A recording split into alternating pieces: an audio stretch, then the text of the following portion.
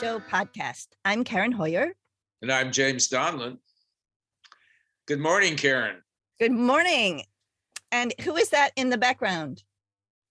Oh, the guy. I was trying to split that blackness behind us. Can you see him? And I could just barely see the wonderful brain of Michael Diaz, who is our producer. He's the one that controls everything. And if without him, we would go down that long tube way down there. So thank you, Michael, wherever you are. And who's our guest today? Our guest today is Dody DiSanto. Let me tell you something about her. Put the spectacles on here. Dody DiSanto is founding director of the Center for Movement Theater, a training program dedicated to actor preparation for the body, the imagination, and the art of collaboration located in Washington, D.C., where she is also a longtime faculty at the Shakespeare Theater's Academy for Classical Acting. Dody is an esteemed protege of the late Jacques Lecoq and carries forward his pedagogy, entrusting the body to be the prime element in the journey from life to theater. This is an approach rather than a method, one that implores the student to discover and develop their creativity and proficiency through the dynamic rhythms of movement of life. Dody has been nationally certified for massage therapy and body work for 30 years. She also created, owned, and managed an internationally acclaimed music venue, the 930 Club in Washington, D.C. from 1980 to 1987. Let's welcome Dody DiSanto. Hi, Dody. Hello. Good morning. Welcome to the Mime Radio Show podcast. We're so glad that you're here this morning. Thank you. Hi, hello. Well, Dody, we know you as an excellent teacher. In fact, I had the honor to take some classes with you when I was working with the Big Apple Circus Clown Care and also with Healthy Humor. And I loved your classes, but you're also a performer and you're trained as a performer.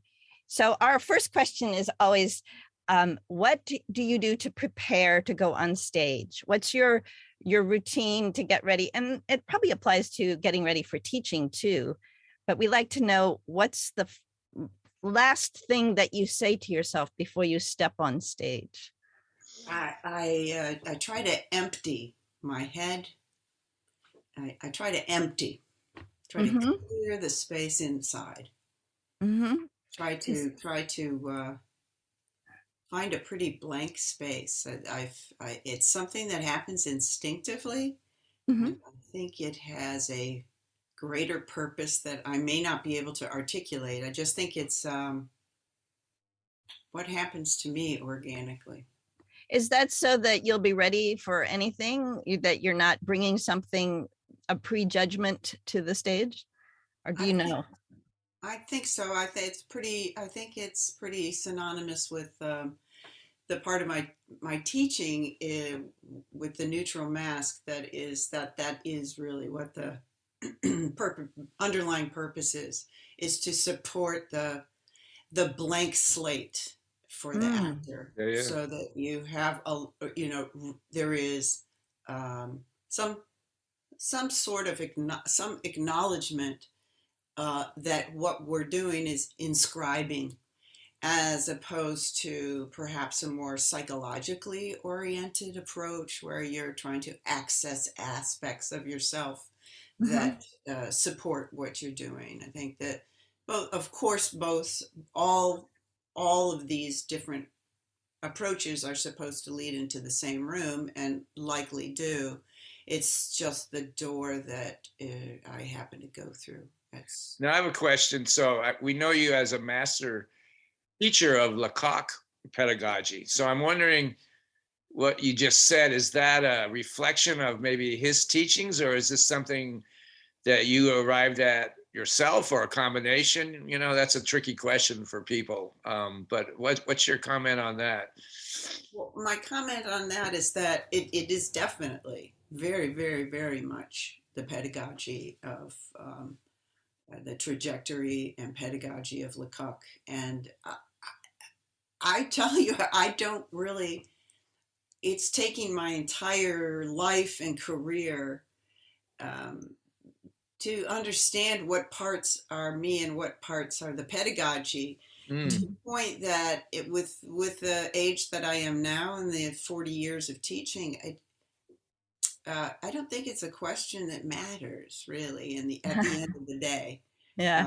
To me, the importance is that the well is so deep, it's pretty endless, and the cool, clear waters are down below, and so I just keep diving, and every day and every experience and every year and every group seems to stimulate my curiosity to continue diving. And I think that is really what the gift is right there.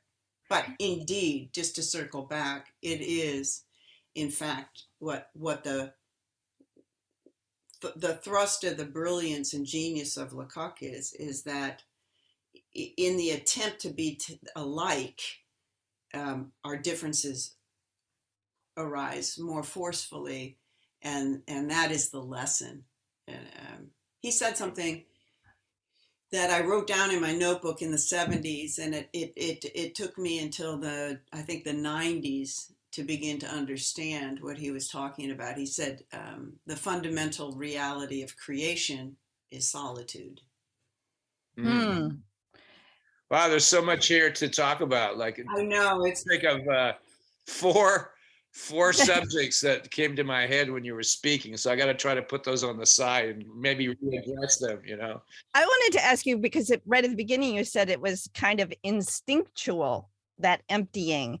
And there's a really interesting quote that I heard recently that experience and training is what instinct is. It's like the many years of your training and your experience of working is what we call instinct. So how do you pass on that instinct of how to prepare? How do you pass that on to students? That's the $1 million question, Karen. That is the question. And that question is what keeps me teaching in many ways, because I'm just a vortex. I'm just a vortex. So it's like the Venturi effect, right? Where you increase the amount of air, and it comes, you can narrow it, and then it's going to create exponential movement. And so, I mean, for me, I can say what it is for me. My childhood was really a companionship with nature. And in my later childhood, in high school, I was a varsity jock in 4 sports.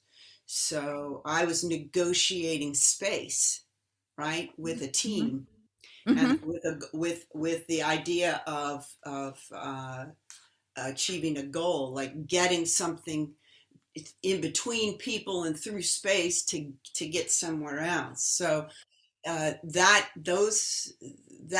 imprint is experientially on me.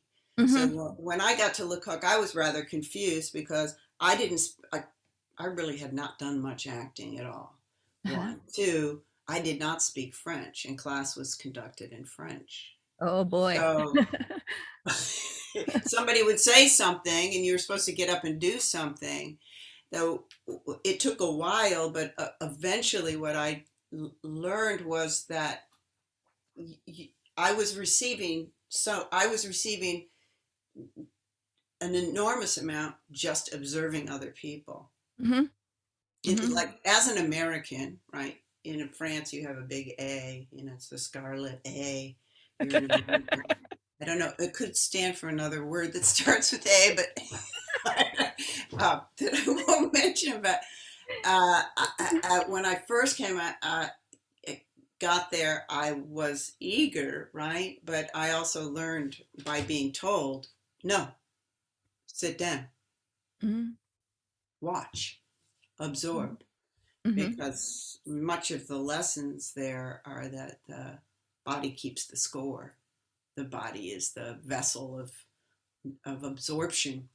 That's Mhm. cool. You know, language is also a gesture. You know, I always looked at language as a movement. So the fact that you maybe didn't know French so well at that point was also a way to observe more, because I think when you don't know a language, you pick up sounds and physicality and intention and all kinds of things. So it really doesn't make any difference if you can't speak the language, you know. Exactly. Yeah, my first experience was having to fetch a concierge in an apartment building that I was only staying as a guest in someone's apartment, and the toilet backed up. So my first exchange with a French person was,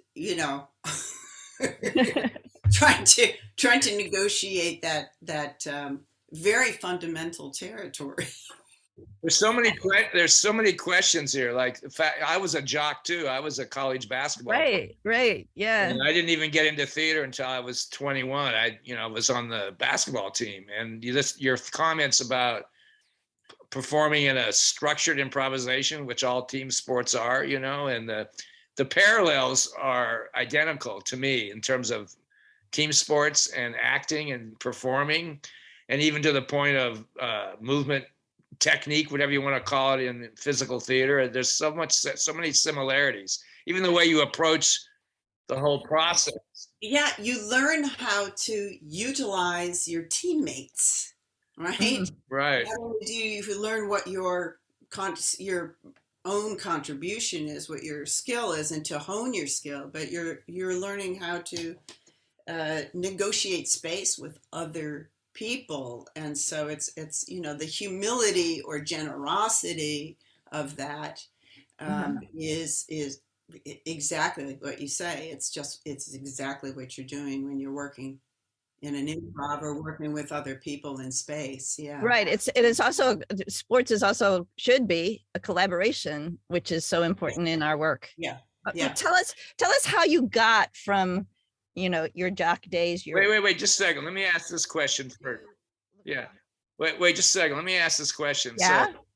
let's finish up with the entering the space to teach or perform. So now I want to know what your concept is of the audience or the viewers or the witnesses. Like, how do you approach that body of eager minds? Hopefully an audience has an eager mind, not all the time, but and hopefully students do. But what does that, or how does Lecoq talk about? But then let's forget him. Let's talk about you, because you're a mixture of all this world we've talked about.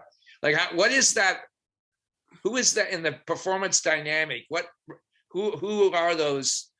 Who are those identities that you face? Many things. One, the audience knows the truth, right? Oh, okay.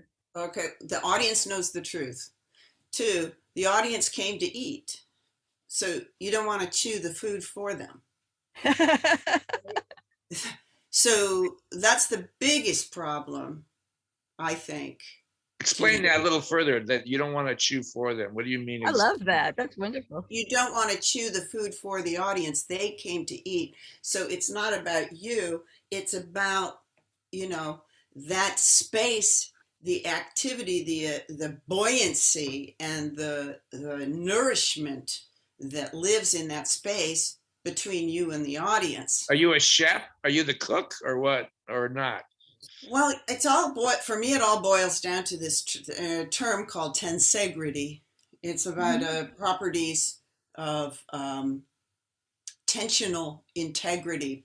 Tensegrity is a word that was coined by Buckminster Fuller, that it's a contraction of tension and integrity.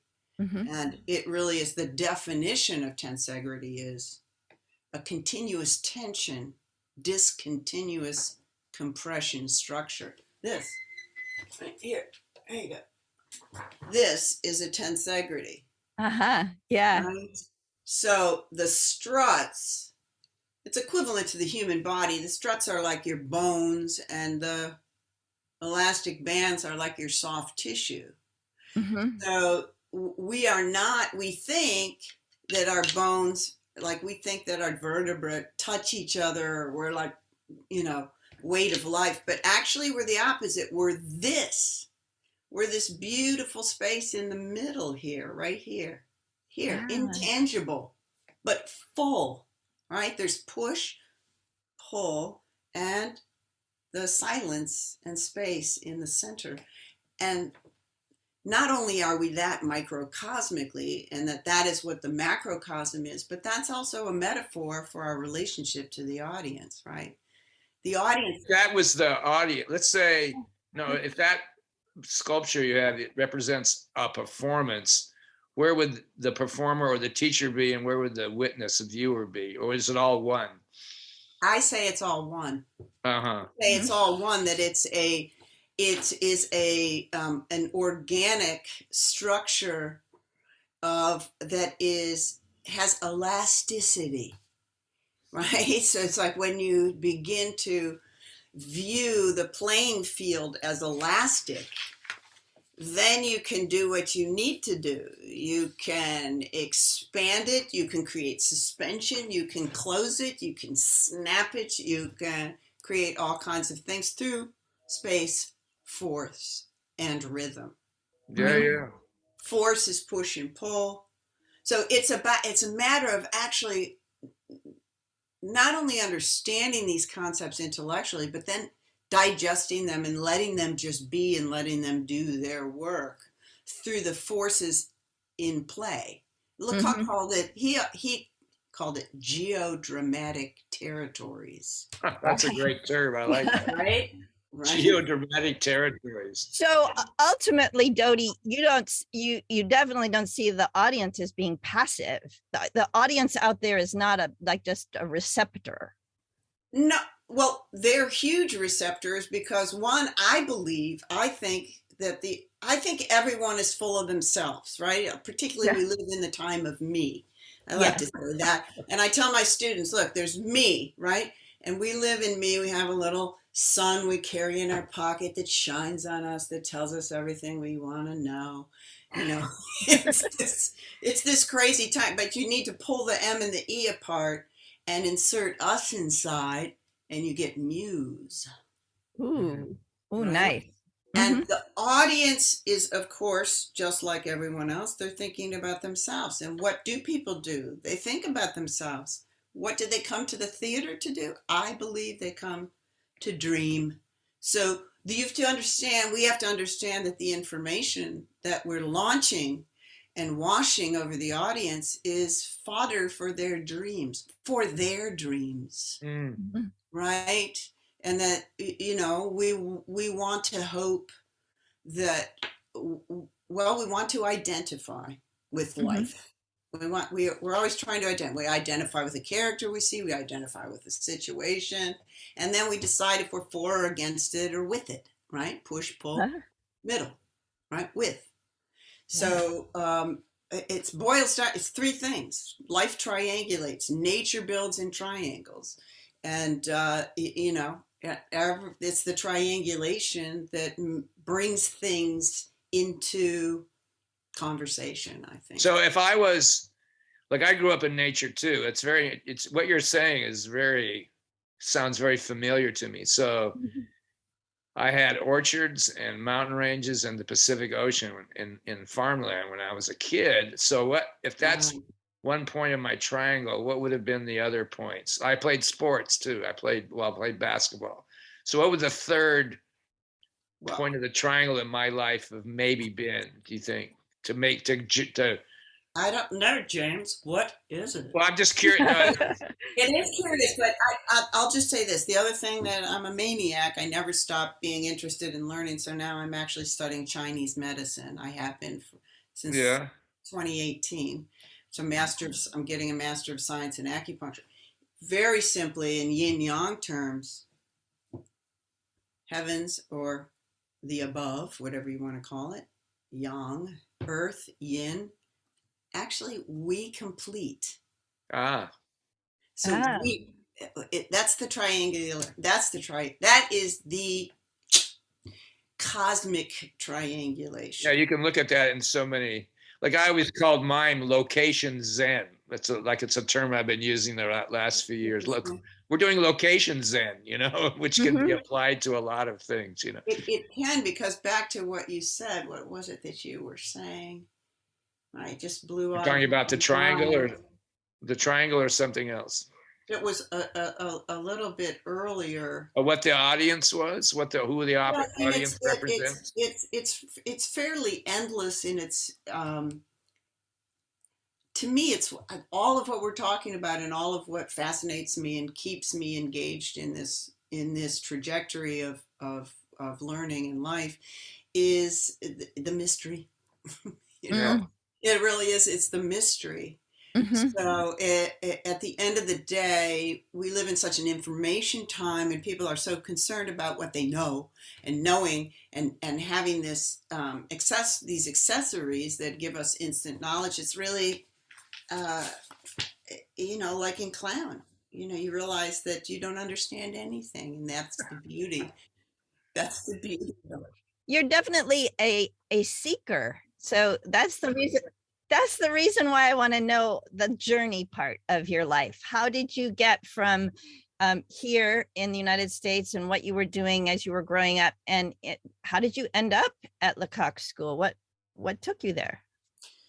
So when I left high school with all this sports stuff, I knew I wanted to be an artist. I was fascinated with art history, and I went to a college in downtown Detroit that was one of the first experimental colleges in the country that was a humanities program. And you started at the beginning of time in natural science and social sciences, and you just kind of went through a timeline of both. An amazing program, big lectures, but then little forums, just like in ancient times, just little forums where you had huge discussions, really close knit with This is the incredibly close. 60s or the 70s when It was 70, 71. Yeah, 71, yeah. Mhm, yeah. And in all my electives I took in fine arts. mhm, And then, believe it or not, I was living in a co-op in downtown Detroit, and Hmm. uh, there was a tragedy in the co-op.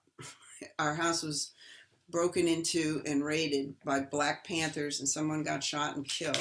Oh my And gosh. I was dating a person in Washington, D.C., and I packed up and moved to Washington. I said, "That's it, moving out of here." And mm, in DC, I landed in a fine arts program at GW that was through the Corcoran School of Art. George Washington University, right? At that time, which now the Corcoran is part of GW, but at that time the GW just had a consortium plan.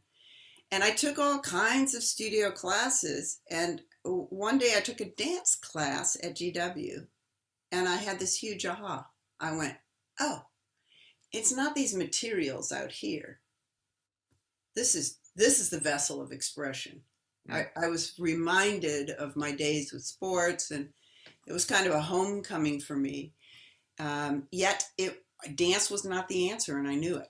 Dance was not the end stop, and I wasn't sure. And I took a workshop with two gentlemen, one Anthony Abison, who had studied with Grotowski and Brooke. Um, he's a renowned teacher in New York today. mhm. I met a bunch of people, and in this group, somebody wanted to start an experimental theater troupe, and I got invited to be in the troupe. And we used to go to a church fellowship hall 4 nights a week and do acrobatics and juggling and psychophysical exercises and all the stuff that was happening in the 70s. And one Mhm. day somebody came into the workout and dropped the drama review on the desk. And the lead article was about Jacques Lecoq. It was written by Barry Rolfe. Oh, Ah, So uh-huh. I read it with I was just blown away. And I put the book down and I said to myself, "I'm going there." And I really didn't know, but it was the 70s, and you all know, you did what was available, and you went where it was. And Mhm. so I saved money and I went to Paris. And yeah, it's so different today. You don't have, the Zoom world, like what we're doing right now. It's like we can be across the world in a second. But in those days, you, like what you said, you went places, which was very rich with knowledge and experience. You actually had to physically go places to do things, and it's not like that today. No, It's not like it's that. not. It's that lack of cellular experience shows up on a student in the classroom. You would have gone there in 1971 or two to I Lecoq. I actually went in 75. I had to save money and Yeah, that's so interesting. I was supposed to go in probably 70. What time? What year was that? 74, I think you told me. Yeah, 72 I was going was. to say, my recollection is that you would have been in the class before me, which was the class, the moving picture mime show. David Gaines, And Toby Abner was yeah. there at that time. Yeah. Yeah. Oh yeah. David Gaines Yeah. lives here. He just helped me greatly with a performance project I was Oh, doing. he's a wonderful performer. I love That's him. another one we need to Yeah. interview. Yeah, we'll add him to our list, James. Yeah. Well, I have him on the list. Yeah. So Yeah. what was your experience like at the school then? Well, I went to 3 schools. I mean, that was the era of absorption. Mm-hmm. Got on my bicycle. I went to Lecoq in the morning from 9 to 1. Then I would go to the circus school and hang out all afternoon and take whatever classes I could. The Fratellini Circus School, École Nouveau du Cirque, run by Annie Fratellini and her husband Pierre Etex. Oh, you do speak French now, then. Oh, because I said Pierre Etex. You have the accent. Just all about the accent, It was. You got listened to very sharp, very well if you had a good accent, If you said Champs-Élysées, nobody even heard you, You had to say Champs-Élysées, What was the third place? At night, I went to Decru. So good. I mean, it was. I was there to learn, and Paris is a tremendous learning center. It's one of the great learning centers of the world, and it was truly remarkable. How many years did you spend there in Paris? 75 to 77. I did my diploma work those 2 years at Lecoq, and where I ended up mostly staying at Lecoq. I didn't stay long at Decru, maybe a few months. Mm-hmm. And how is this is a little segue for a second? We don't need to talk about this too long, but how do you think the Lecoq experience has changed? I mean, obviously he's not around anymore, but you think the experience now is the same as you would have had back, those 45 years ago or so? I think it's pretty amazing. Yeah, I've actually kept up some. My last visit was it 2018, I think, 2017, 18. The woman that is directing the school is just terrific. She is amazing. Paola, she's, yeah, I admire her greatly. Despite all pressure for the school to be in English, it just continues to be in French. What's her last name? Rizzi.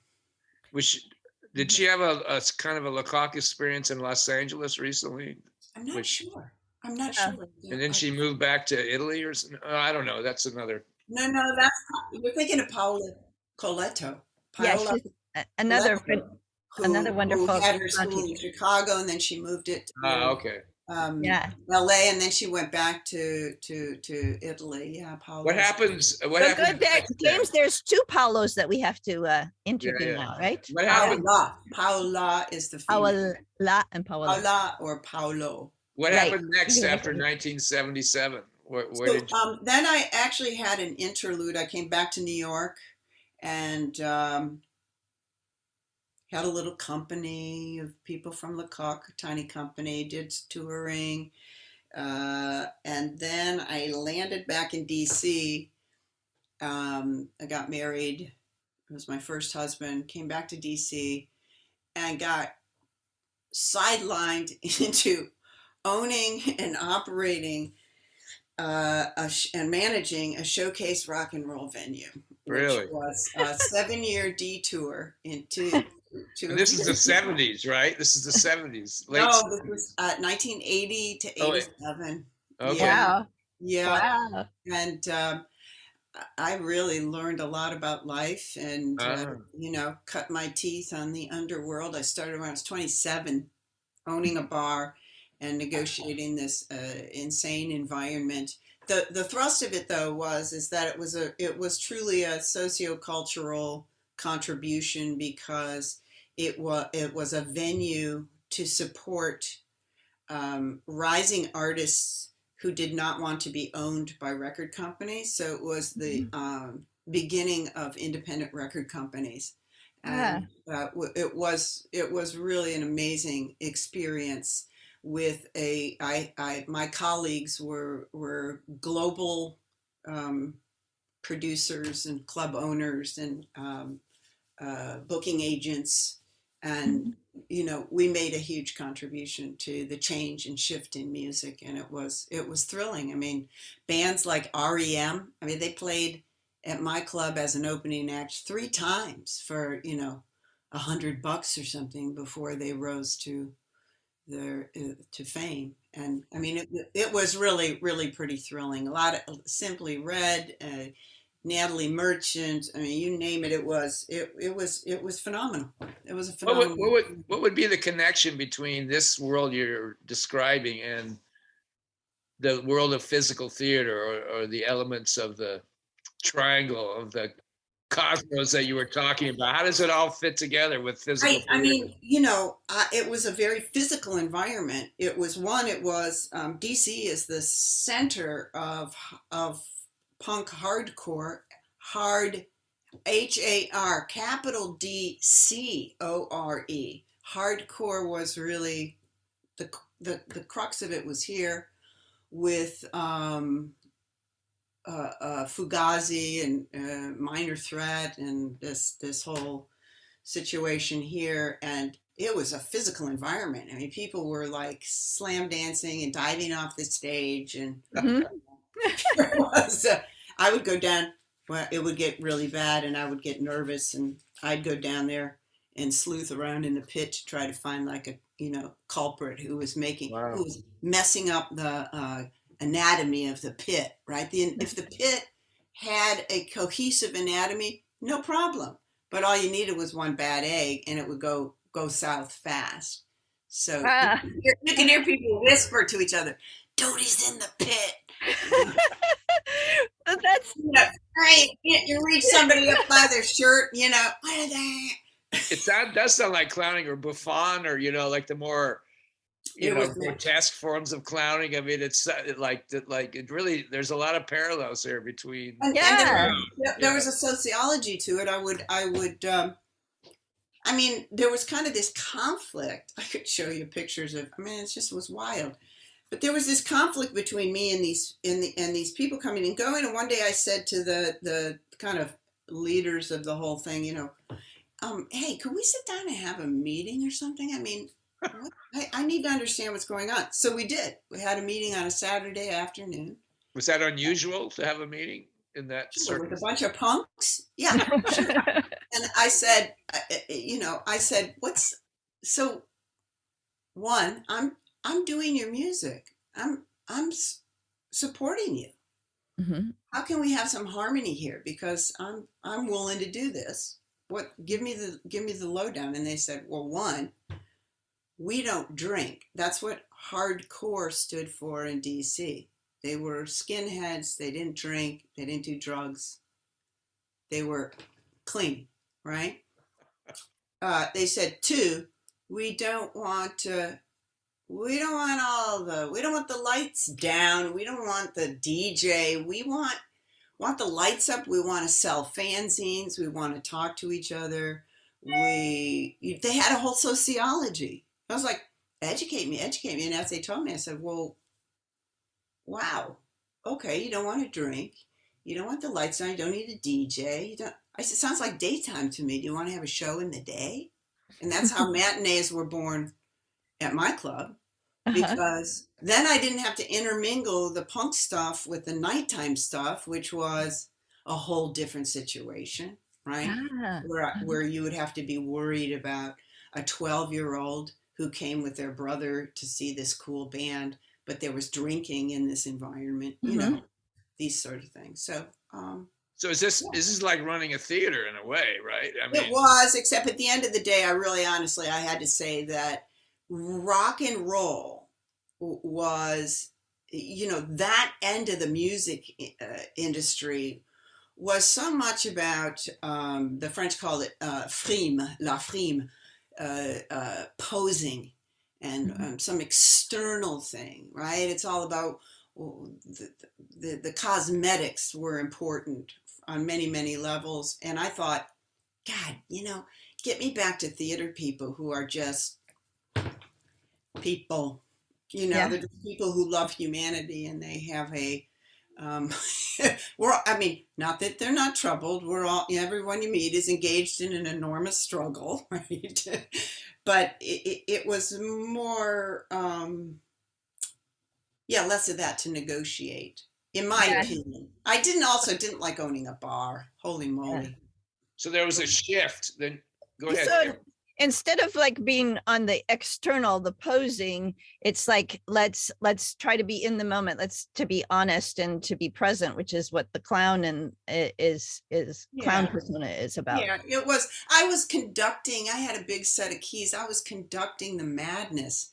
You know, everything I did was organization in order for there to be chaos, which, okay, I get it. I get it. But I really wanted to enter, get back to entering the kind of chaos that I could play in because I Mhm. wasn't, it wasn't, it, I was playful. I was a great boss. Go anywhere, ask anybody. I was a great boss. We were a family. We Mhm. were. I mean, the place exists today. It wins the Pole Star for best club over and over and over and over. Ah, It's, you cool. know, over 40-year-old venue. But yeah, I wanted to go back to the larger mystery of humanity. And did My you focus on teaching more than performance when you went back? Yes, I did. I did. I want my first phone call when I knew I was leaving was straight to Jacques Lecoq saying, "I want to do the pedagogic year." You Oh, know, he had to. He turned many, many, many people down. He would only take specific people.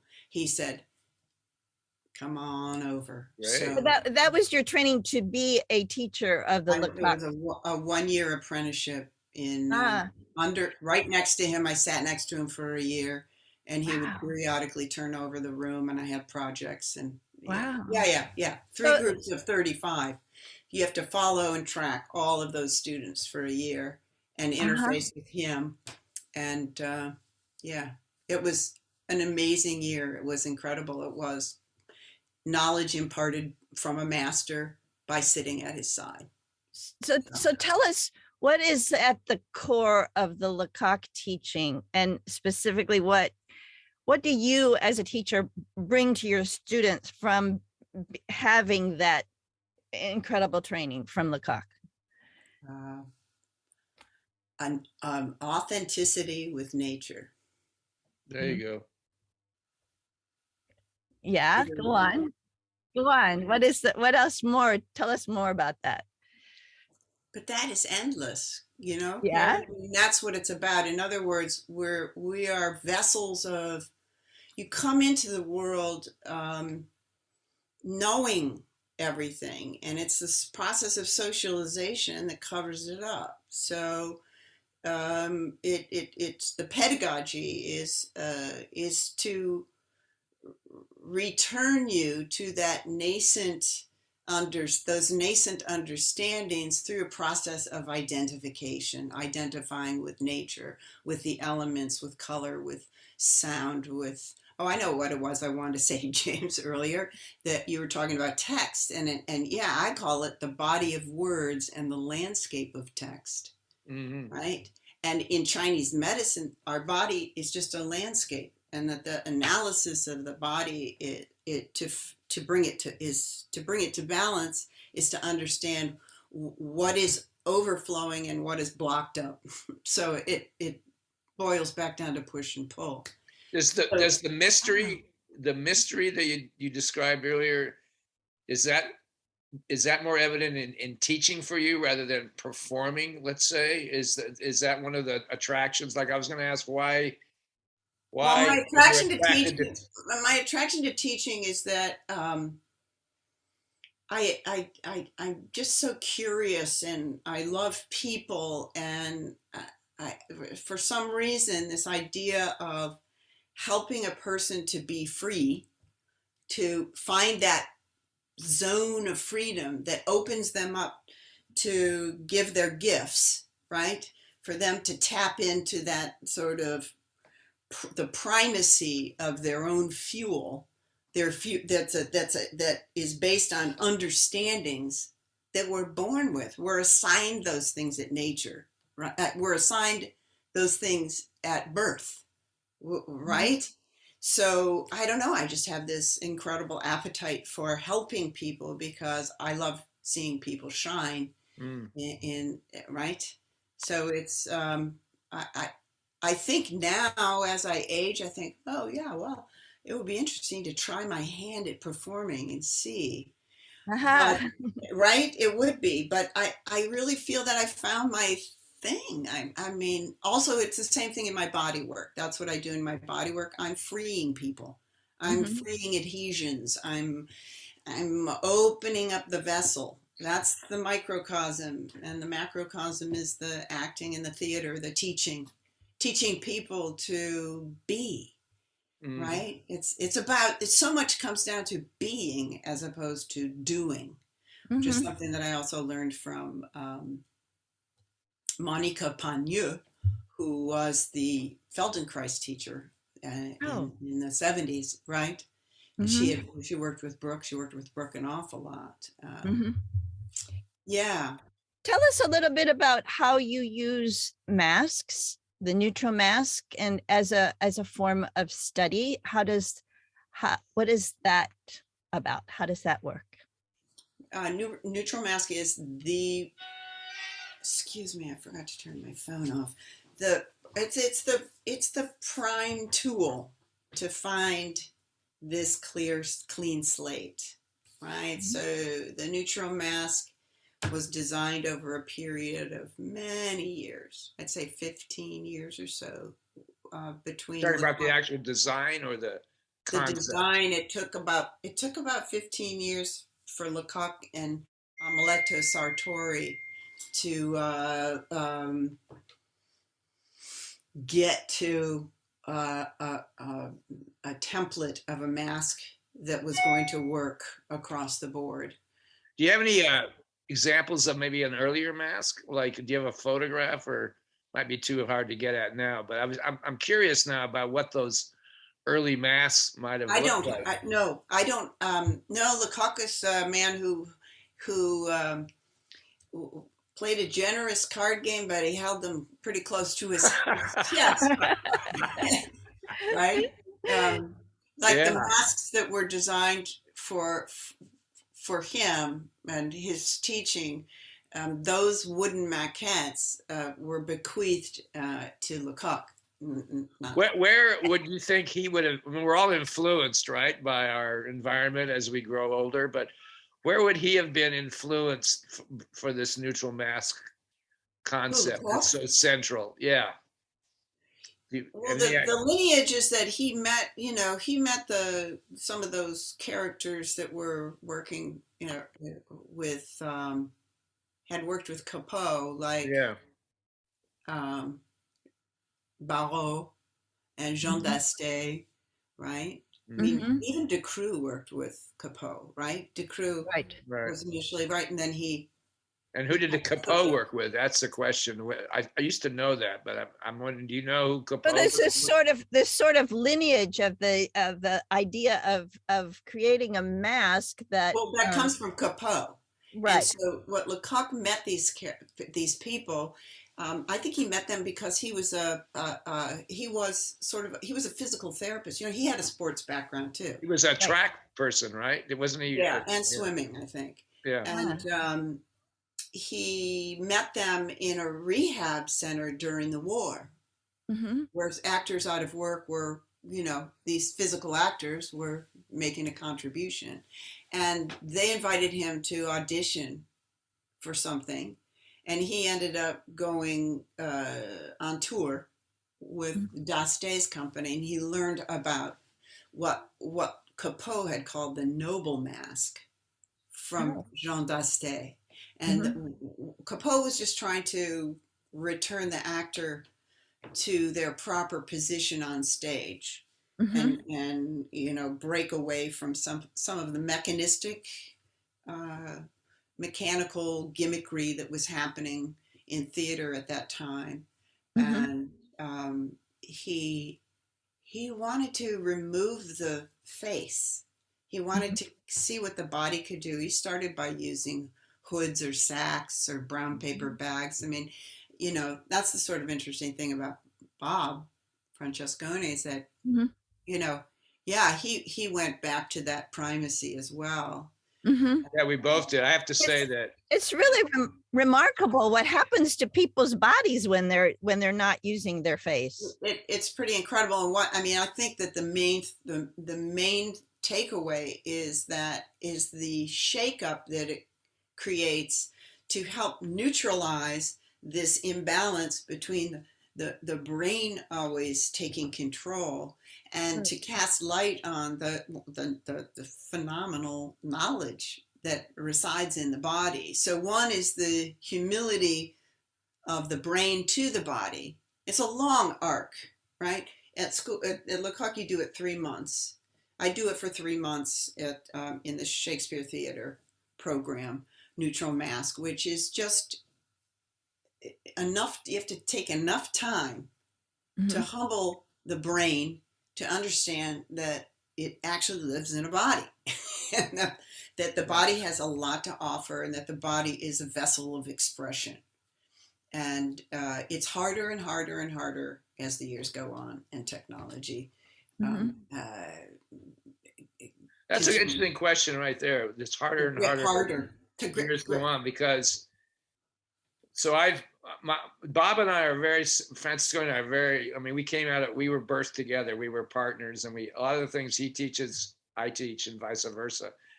So as I get older, I feel my handle on neutrality is getting more elusive, which is a little bit troublesome to me because there's so many intricate muscle and mental aspects of neutrality. And as you get older, those get more diffused and a little harder to access. So, but on the same hand, you're going, wow, this neutral thing is really important. Like Bob and I both have a thing we call the neutral cycle. I don't know if he does it, but it's something I've done for 50 years. So, and it's similar to Lecoq, but they're very simple movements, and it involves going from floor to standing very often and down. But that action, as I get older, because I'm almost 75, is becoming more difficult in that simple action. Yet it reinforces for me the value and the power of this neutral action because it accesses your total body and mind, even though it's so minute and so subtle. So I'm wondering, when you said something about as we get older, like what's your thought on that in terms of neutrality? Is that something we will always keep? Do we have to maintain it? Does it go away? Is there something more glorious, some mysterious thing beyond? What's going on there? When you say neutrality, what do you mean when you say? Well, we're talking about the same things that you're talking, like an emptiness and assuming a collection of energy that is from the universe or from nature, as you said. I mean, I think you're right about that. But it's the total sense of being. Like I am neither man nor woman, old nor young. I just am here. You know, it's that kind of thing. No gender, no agenda, no mental state or approach. I am just here in this space, in this world that has a larger sense rather than characteristics. So I'm just wondering, how do we? Well, philosophically, that's very interesting because you can't take away the impact of time. Right. So the truth of the fact is, and in the neutral mass training, just to kind of connect the conversation that was launched with Karen's question and what you're talking about, James, one of the main things is there's an exercise, there's many exercises, but one of the huge exercises is the voyage. And the voyage is that at daybreak, you emerge from the sea and you traverse inland through a forest, up a mountain to a summit. And then you run down the mountain, but then you have to cross a river jumping from rock to rock. And then you walk out into the plain or the desert where the sun is setting. Mm-hmm. So it's basically the fundamental journey wearing the neutral mask, which is that in reality, in structure, the exercise is in nature, but metaphorically, it's the journey of life. So you know from being 75 that when you arrive at the top of the mountain, it's a pretty fascinating moment when you get there because you see behind you and in front of you. Yeah. And then when you start down the mountain, you've started down the mountain. Which is interesting because there is no top or bottom ultimately, you know, like this kind of space of existence. There's no top, there's no bottom, but yet I'm coming down the mountain, which is a very interesting process.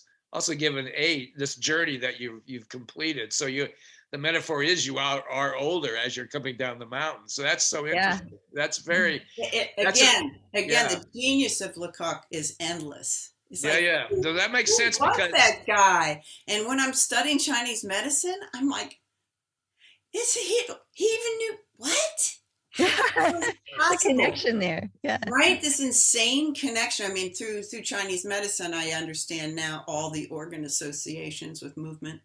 I do qigong, I do Baduan and my answer to that, James, what? Is that a cocktail? These terms. Baduan Jin it's the oldest. Qigong is the mother form above Tai Chi. Qigong is the movement meditation. And Baduan Jin is the oldest form. How do you have time for all these disciplines? Yeah, that's a good question. Well, I mean, thanks to my maniacal. How do you fit that in the neutral state? Yeah. Well, before we leave those are dangerous and pointed questions, James. I can't answer them. Yeah. Before we leave the whole idea about talking about the neutral mask, I was thinking about how I was first exposed with when I was studying with James and then later with Bob, the whole idea of having a hood and how expressive the body becomes because we're not relying on our face. The thing that is so amazing to me when I give that exercise to people, is the effect on the observers. The observers suddenly can see so much more of what the body can do because we're so used to just paying attention to each other's faces. Mask work, 50% of mask work is observing. So, you know, you pick up on things because when our brain is softening, it feels like a dissociation and we don't remember often what we went through. You make masks? What? Do you make masks or have made masks? Oh, yes. I used to make masks. It's a really refined process. So you do have to have endless time. Yeah, I find that as I get older, I say I'm in the departure lounge now. You know, when you get to be 75 or 80, you don't know when your flight's going to be called. So when you're in the departure lounge, there's really no time to make masks because you're exactly right. You know, like it takes. I'm way more concerned with back to what you were saying before. So this neutrality is that I want to keep my vessel available. I want to, I like teaching the movements and. I'm not far behind you. I haven't quite hit 70, but I love those terms. You turn some age, then you hit another age, then you're pushing. Oh, it's time. Where's my what? There's my hat. Yes. The thing you blow. The thing you blow. Yes. the little elves are coming out to tell you that it's time for your gift. Did you receive a gift in the mail? Wow. Aha. Shall I open it? Yeah, Yes. where's it from? This is from Carroll Stream, Illinois. How about- That's the Does it say- postage. That's the postage stamp. It's postal imprint. It's from the Mime Museum. Yes. Yeah, in Yes, it's Chicago. yeah. Unfortunately, the Mime Museum is kind of, we don't have much space, so we have to deacquisition some of our items. So, Okay, so I'm a lucky recipient. well, Yeah. it's just stuff being returned to you, Dody. What? This is what? This is stuff that the museum is returning to you. This is Oh. your your leftovers.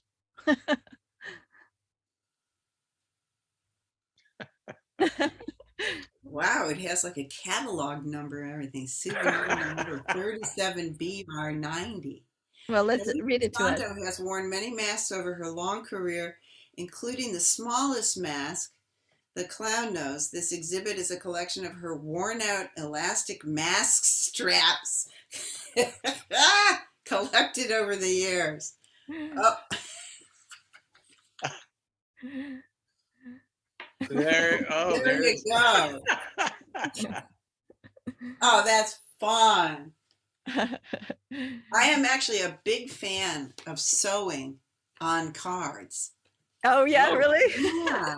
Well, there you have it. All of your leftover elastics that we have collected over the years, Dody. Talk to us about the smallest mask in the world. As Yeah. Lecoq say that, is that his quote or is that just a general? I'm pretty sure, but I Yeah. wouldn't. I don't know for sure. Yeah. What? I mean, clown is just such a. I mean, so many people. Oh yeah, it's a big fat. It's so wonderful that being an idiot is so celebrated. Yeah. How did that fit in the Lecoq training? The study of the clown, the red-nosed clown. Gosh, it was always at the end of your second year. It was this big thing, this culminating hoo-ha. Why do you say hoo-ha? What is that? Oh, it's like that over here. That's, have you done clown? Yeah. Oh my God, clown. Oh, clown. The clown. I think, it's a rite of passage for performers, and Lecoq is somebody who really integrated it into his pedagogy in a way that I think is put a lot of fuel behind it. Where would he have been influenced for that training? I think it was because he never was a clown. No, it was really Pierre Billon. Pierre Billon, who wanted. It was all interested in clown. And Gaulier too. Yeah, like Pierre Billon was a teacher of mine when I was at school. Oh, okay. 75. Class with him was right. He was doing the plates. Gaulier and Billon were doing the I plates. saw it live. Yeah, I did too. With Bob. Gaulier Bob was and my I saw it teacher. in 1974 in La Crosse, Wisconsin, at a big mime festival. Those guys broke the 200 plates. They were both my teachers. Yes. Ah. So, Well, tell us a little bit about their training and what you studied with them. well, Billon was amazing. You had him for a kind of movement acrobatics, which involved doing a somersault that took 45 minutes. We talking about slow motion or something else? Or Slow motion, baby. oh wow. Wow. And he wouldn't say anything. He would just start into this movement, and we would all follow him. I haven't heard of that. That's what Wow.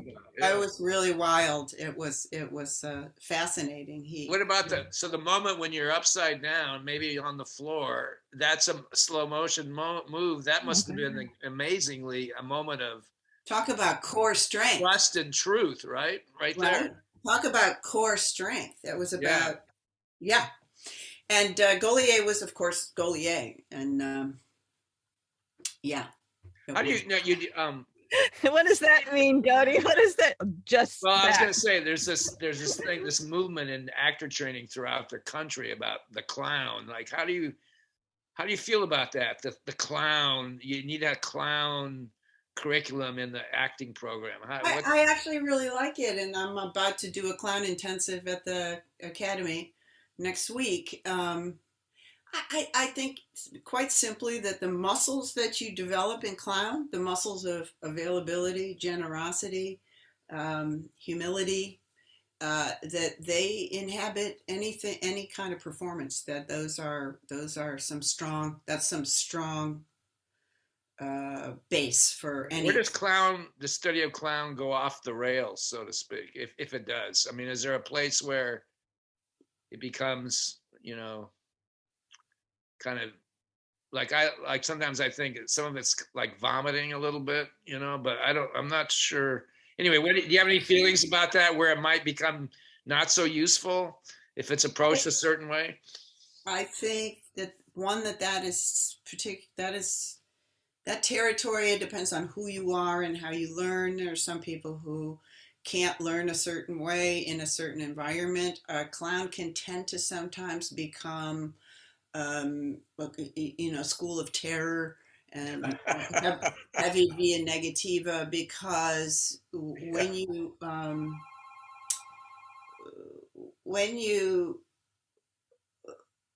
a useful thing in clown is when a person. They're calling you up right now. The clowns are calling. Is that your? I still have a landline. Somebody heard about what you're saying right now. Yeah. Continue. Yes, I'm sure it's CVS that wants to know if I'm going to have my. Maybe it's the spirit of Lecoq. Yeah. Lecoq is checking in. No, continue. I have to say that I think that that you want to summon the vulnerability, right? So it's pretty easy pedagogically to move into terrorizing a student who right? And I think that sometimes that happens more than it needs to. I tend to, I like to, I think we're all different. Back to that, fundamental reality of creation is solitude. And also in neutral mask and the study of neutrality and trying to be the same, which is not, our differences emerge more forcefully. So I think our differences is what life is about.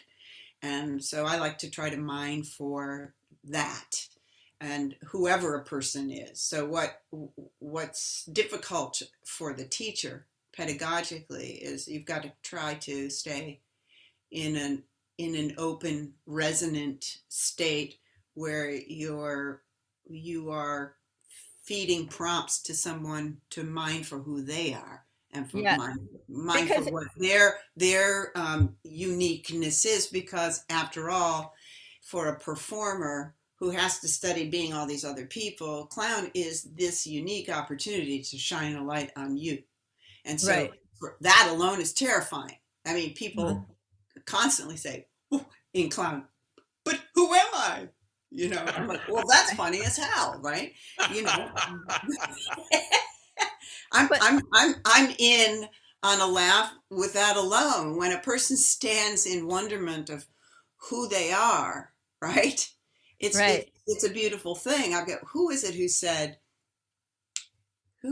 I just read it recently. Who said, what other people think of you is none of your business. Right? I think I was reading about somebody famous and their mother told them, just remember, what other people think of you is nobody's business, which is a really crazy thought to think through, right? So, yeah. And talking about the relationship of teacher to student, though, often teachers are placed in a position of power and exercise that power over the student, and that can be, as you say, that's not helpful. What do you think well, in my opinion, I don't think it's helpful for the teacher to terrorize the student or to put them in a place of fear. I think they should be nurtured, but every teacher has their concept of what's the relationship between the teacher and the student. What is yours? I am a friend to the student. I care. I'm a vortex. I want to create rigor. I want to create proper questions and instigate curiosity. It's. I think my approach is. I don't know. I mean. Well, one way to I'm one not way to negative, but I'm hard in yeah, that I set a standard, which is that a person show up and be honest, right? right. And also commit to the rigor of it. Yeah, And the rigor. That's something you learned from sports, I'm sure, back in the But day. yet, one way that teachers exert control is to try to expect all the students to be the same, to do it this way. But nobody's the same. And I learned that Right. from my mother, who had 7 children, and she treated each one of us individually. Wow. Yeah. And she said, you know, my children are individuals. I think the problem today, it's becoming worse and worse and worse. And I think because knowledge lives on a thing that you can go find out about it in one click. Instead of traveling. That the idea of how knowledge accumulates, how we build knowledge, what knowledge is, what physical knowledge is different than mental knowledge. And but yet to me, there is a gap closing in the synapse of the mystery and unknown and the building of knowledge. You know, it's the difference between. Don't you remember when the card catalog disappeared from the library? I do. And the notion of looking for information shifted. Because you're saying something very powerful, like, because this journey, the actual physical journey of going somewhere to find out information is being lost. And that's, you know, like, now I just bought a new car because I was in a car accident a little while ago, and you know, the car does everything for you now. And I'm going like, well, I don't want it to drive for me on the lane. I want to be close to the tactile, you know, navigation through a world, and that's being totally taken away. And so I was going to ask you, like, where do you advise a young person to learn today? Because I have a theory that drama departments in colleges are going to be obsolete, maybe. I know, I don't know what's in 20 years, and I'm not sure what the answer is for young kids, like where they want to go, like where should they go? I get that question a lot, but people are actually asking in a way, how can I go somewhere? Like, you know, when you want to know how to get somewhere in the car, you put it in the GPS and it directs you there. Yeah, it might even drive you there. That's what they're asking. They're asking that. They're asking to be directed there, and you can't be directed there. You have to find your way. My answer is follow the breadcrumb trail and just hope it doesn't lead to the witch's house.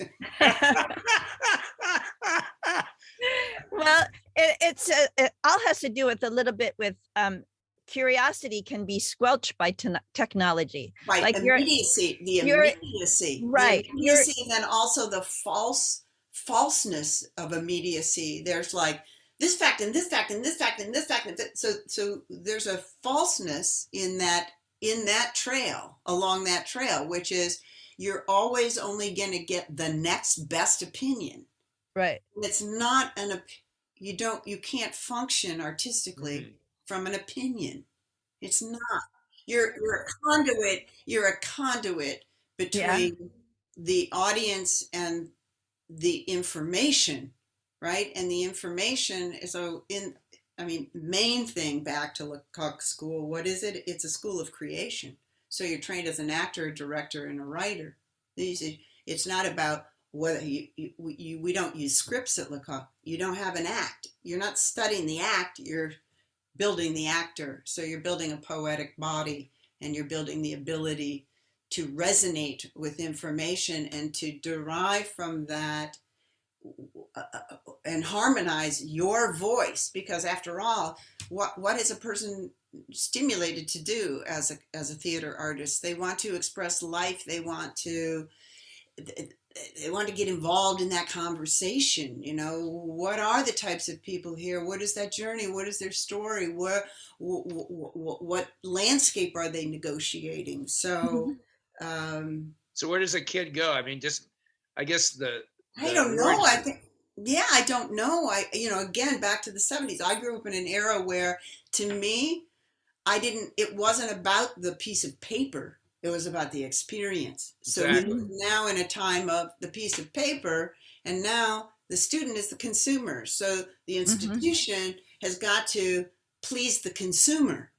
So it's backwards. It's backwards from the world that I know and grew up in and believe in. So I am actually I'm in a quandary as an aging adult teaching artist, who is searching for, in a world that I consider to be moral cowardice at this moment. It's that I don't know. I believe in the truth. It's what I believe in. I believe in the truth. And so I will continue to teach the truth, which is not an opinion.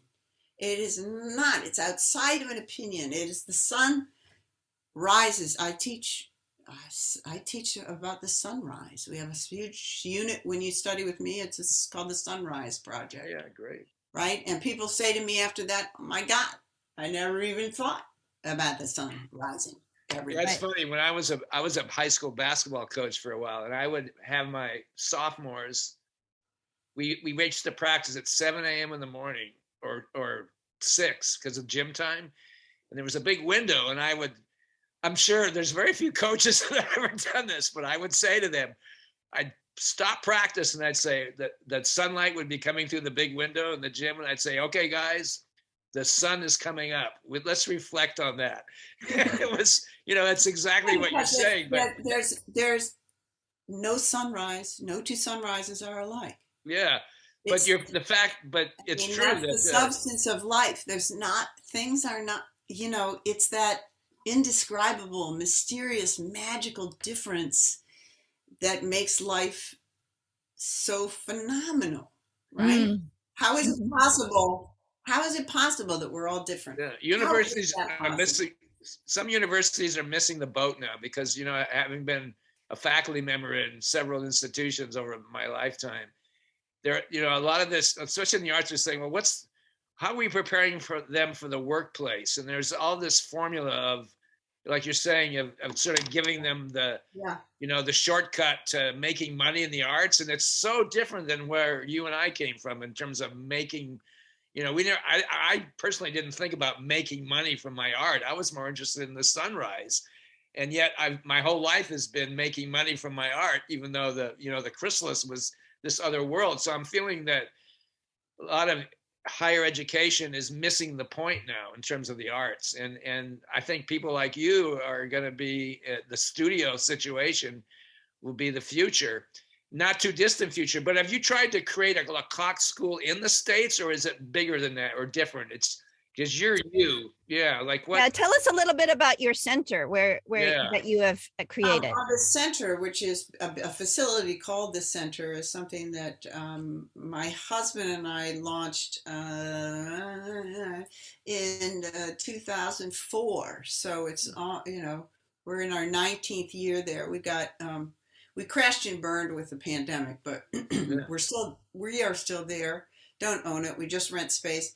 He's a personal trainer. He was a professional natural bodybuilder for 20-something years. Oh, wow. And so there's a big 1,500 square foot phenomenal gym with 20-foot ceilings and Palladian windows. There's a studio for classes and treatment rooms. And you still have this space in your, yeah. We actually have this space here in DC. Yeah. It's called the Center, and inside the Center is what I call the Center for Movement Theater, something I've been doing since I got back from my pedagogic apprenticeship. Mm-hmm. We just were renting space. It's a non-corporate paradigm. We don't take money from anybody. They just pay rent.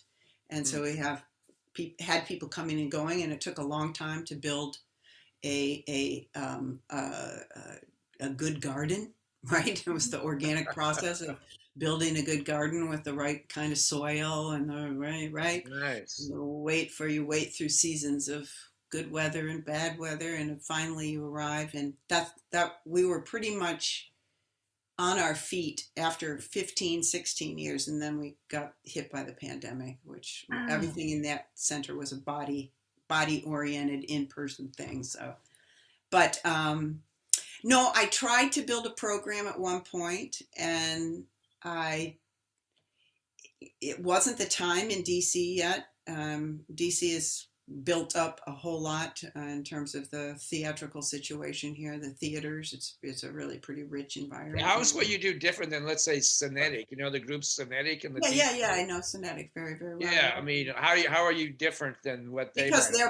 Because they're a theater company that makes performances. So since I don't perform, and I had a troupe called Membrane Ensemble Theater. And that's we did a good name, Membrane. I like that. Yeah, Membrane. Yeah, that's my bodywork stuff, right? Permeable. That's cool. Membrane. Yeah. We did things in the 90s, and I think that it's a really smart thing to have a company and a school, and they're the kind of they work together. Right. But I've never. You asked me about how I do all these things. Time is a big issue, and I've always had to work really hard to earn a living to be an artist, and body work is the thing that has supported me for 30 years. And I don't running a company and a school too much. And show me your hands. Show me those strong hands again. Those lyrical. I noticed your hands from the very beginning, like an hour ago. I could crack your head like a coconut, Jim. Yeah, but I noticed that the spiritual energy and the strength coming out of your hands. Yeah, it's insane. I mean, I have they've lasted an awfully long time. I do cross fiber work. It's very interesting work. Instead of being with the grain of the muscle like Swedish massage, it's against, because our muscles are linear fascicles, fibers, and they adhere because every fascicle is covered with fascia, and fascia is like saran wrap. And when you wear yourself, however you wear yourself, your fascia says, "Oh, you want to live like that? Fine," and it gloms together, which is what body work is all about, is returning someone to structural integration. Yeah, which reminds me, I have to get on the floor after we're done. I have to, do as you get older, these adjustments, we talked a little bit about it earlier, but you have to maintain yourself somehow, even though you're going to change naturally. But it's a battle as one ages as an artist to keep hold of facility. Not that you have to do a flip like you did 40 years ago. I'm not talking about that at all. But can you talk a little bit about how an artist might gracefully, or maybe that's overused word, but how one adapts to the aging, to this journey down the mountain, you were talking, how do you adapt? You are saying it. It's movement. Life is movement. Movement is health. So the way in which we can, we have to keep things lubricated through proper breathing. Your breath is you can do so much work with your breath. Nutrition, super important. Nutrition and physicality, which the four components of health from my point of view, or from much of what I learned from my husband, who was a serious trainer still is, for years and years, is strength, cardiovascular, flexibility, and nutrition. Nice. What do you think? Do you have any thoughts about legacy? Like, where you've come to and what people think about it. Is that interesting to you at all, or the mark, the carving in the tree and the? I'm at a moment in my life. I'm at a moment in my life because I think of this pandemic and because of the strange, fraught times that we're in, and this calibration of who's who and who's in charge and what the voices are. I'm kind of fed up with the obsession on legacy.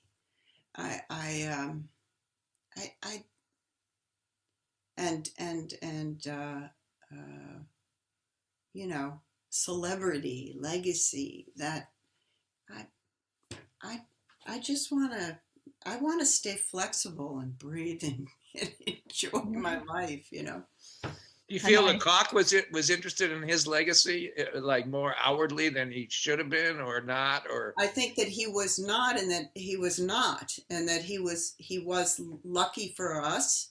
He was surrounded by some people who supported him in laying down his legacy before he left. The first thing was to write the book. He had resisted, and he finally wrote the moving body, right? Or in French, it's le corps poétique, right? So the poetic body. Yeah. Right? And then those films were made about him. And then his son made an incredible book. His son made an amazing book. I haven't seen that one. No. What is it? It's called Un point fixe en mouvement. A fixed point in movement. Yeah. Is it only in French or is it in English also? Yes, but it's mostly, it's an awful lot of images and art. Oh. I was going to say, is it pedagogical or is it more just? No. It's really about the whimsy and beauty of Jacques Lecoq. Oh, that's great. I'd like to see that book. I would too. On Amazon. Great. It's by Patrick Lecoq. Oh, okay. His son Patrick. What a great drawing. He's a lighting engineer. That's fantastic. Beautiful. Yeah. It's a gorgeous book. So do you want to have a book about you at some point? Or is that... I don't even think about it. I don't. But Dody, I think you're going to be teaching some classes. Are they going to be in-person classes again? Your clown classes and movement classes? Oh yeah, I actually at the Shakespeare Theater, I stayed in person. We masked up. It's very interesting because that is interesting.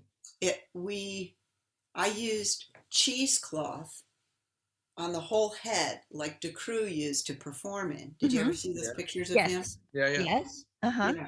I used that somewhat in that first starting fall 2020. Interesting. Yeah, and I haven't done that. I've only done 2 classes in my own studio since the beginning of the pandemic, and I'm just going to start again. So it's one that's called Clown Ruckus that looks so intriguing. Is that what it was called? Is that right? I thought maybe it was called Bring on the Ruckus or Bring on. Yeah. Okay. Yeah. It sounds like so much fun. Yeah.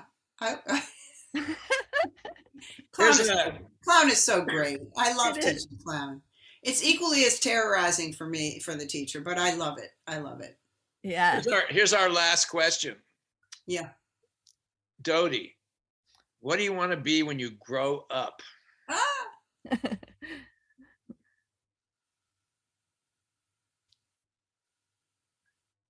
Free. For our audio listeners in the future, I like that long pause, before the answer. That's going to be very dramatic on the Mime radio. There are no immediate answers. It takes some thought. It's like takes some journey. It takes some curiosity, right? Yeah. This has been a wonderful interview. I would recommend that people, I'm thinking of some of my former students actually in the DC area that would really enjoy working with you. But Yes, I'm gonna we recommend you. advise the young people. The question was, where do young people go? I'm gonna tell them they should take you in at some point. It's been great. Thank you. Yeah, It's been a fantastic conversation. I could talk to you all for a long time. of course. Thank you so much, Dody. It's been wonderful. Yeah. You're welcome. Thank you very much. Thank you. There we are, Mime Radio Show with Dody DiSanto.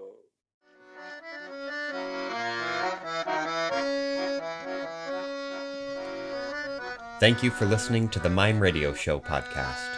Join us in 2 weeks for an interview with Leland Faulkner.